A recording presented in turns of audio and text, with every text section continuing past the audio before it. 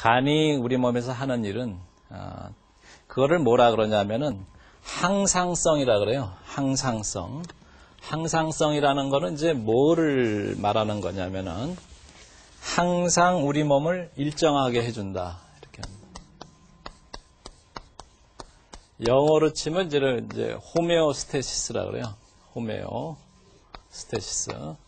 이렇게 얘기를 하는데 우리 몸을 늘 제자리에 갖다 놓게 해주는 게 간입니다.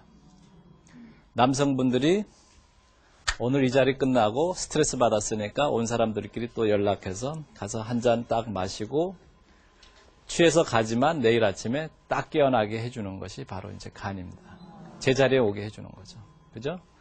또 우리가 음식을 먹는 것들이 다 간으로 갑니다. 그러면 간에서 늘 넘치는 거는 넘치지 않게 해주고 부족한 거는 저장했던 거를 갖다 쓰게 해주고 그렇게 해서 우리 몸의 여러 가지를 유지시켜줘요. 간은 굉장히 말랑말랑하는데 간이라는 것은 마치 여러분들이 무슨 깨지기 쉬운 거를 떨어뜨렸을 때 바닥이 딱딱하면 어떻게 돼요? 금방 깨지죠. 근데 쿠션이 좋고 푹신푹신한 게 있을 때는 떨어뜨려도 안 깨지죠. 간이 말랑말랑한 거는 우리가 외부에서 오는 모든 스트레스를 그렇게 충격을 흡수해줘서 그걸 받아주는 겁니다. 근데 간이 딱딱해지는 사람들, 간이 굳어지는 사람들은 그 충격을 받지 못하기 때문에 충격이 오면 문제가 생기는 거예요. 그래서 여러 가지 문제가 생기게 됩니다. 그래서 지금 제가 이제 간이 하는 일과 특수성을 잠깐 여기 표시를 했는데 이 우리 몸에서 묵묵히란다는 거는 여러분들 간이 가려웠던 적이 있습니까? 간이 쓰라렸다는 얘기 들어본 적 있어요? 간이 꼬인 적도 없었고, 그죠? 위는 어때요? 위가 쓰라리고, 꼬이고, 뒤틀리고 그런 거 많죠? 뭘 좀 잘못 주면 위는 금방 요동을 칩니다. 근데 간은 웬만큼 잘못해도 굉장히 묵묵해요. 그리고 간에서는 여러 가지 생화학 공장으로서 우리가 먹는 모든 음식, 약물 이런 모든 거를 장에서 흡수가 됩니다. 소화가 된 다음에 흡수가 되면 그것이 이 간 쪽으로 이제 간 문맥이라는 게 있는데 이 장에서 일로 다 가게 됩니다.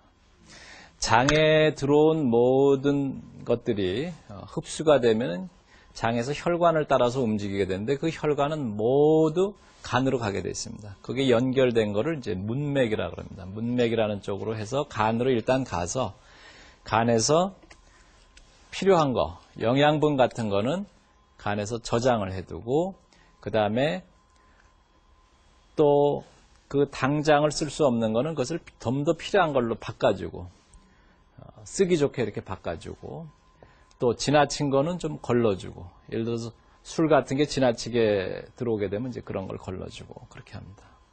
또 하나는 우리 몸에 좋지 않은 게 들어올 때 간에서 해독을 해줍니다.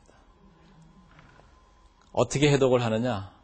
자기를 희생해가면서 해독을 합니다. 여러분들이 먹는 여러 가지 우리나라 사람들이 약을 굉장히 좋아하죠.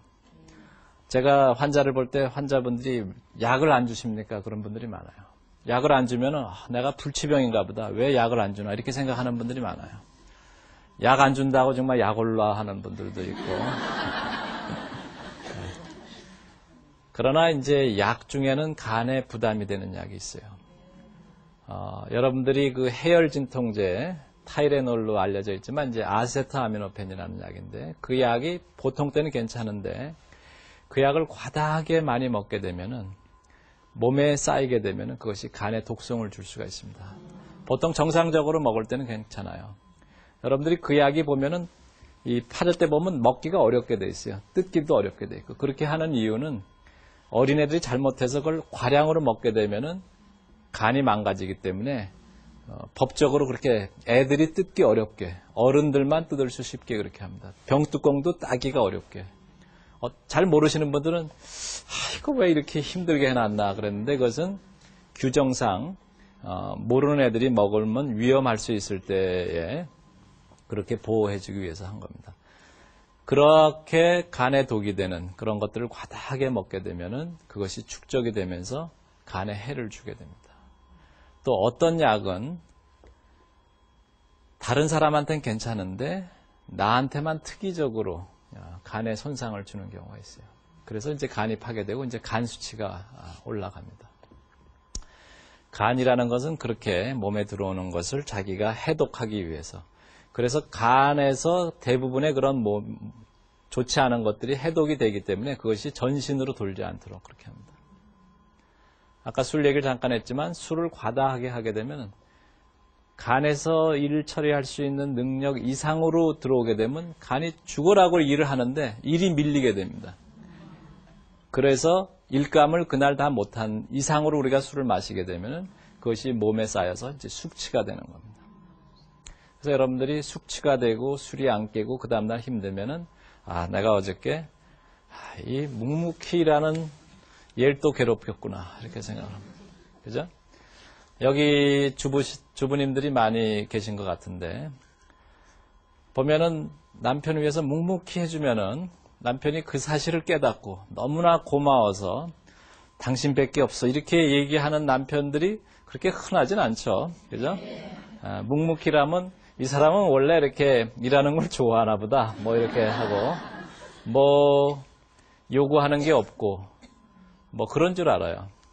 그러나 저는 우리나라 경제 발전이 이렇게 오고 우리가 국민소득 2만 불이 될 때까지 이렇게 잘 살게 된 이유는 물론 많은 남성들이 직장에 가서 열심히 일해서 국가 발전을 위해서 정말 헌신적으로 일한 부분도 있지만 저는 우리나라의 여성들이 특히 주부들이 엄마들이 아내가 그런 모든 걸 꾹꾹 참고 집안을 잘 지키면서 그냥 밤늦게 들어오는 남편을 이해해가면서 잘 해주고 또 말 안 해도 자녀 교육들을 잘 시키고 이렇게 했기 때문에 가정이 잘 안정되고 중심이 잘 잡혀 있었기 때문에 나라가 이렇게 발전할 수 있지 않았나 그런 생각이 듭니다.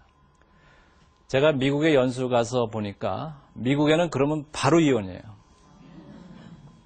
그래서 미국 사람들은 퇴근 시간 칼같이 지켜요. 늦게 가면 바로 이혼 사유가 돼요.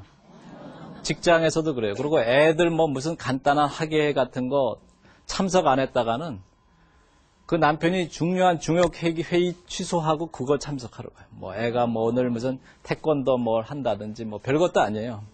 근데 그거 빠지면은 완전히 그냥 이렇게 되는 겁니다. 그래서 미국에서는 일에 집중을 할 수가 없어요. 그래서 지금까지 이렇게 됐는데 제가 봐서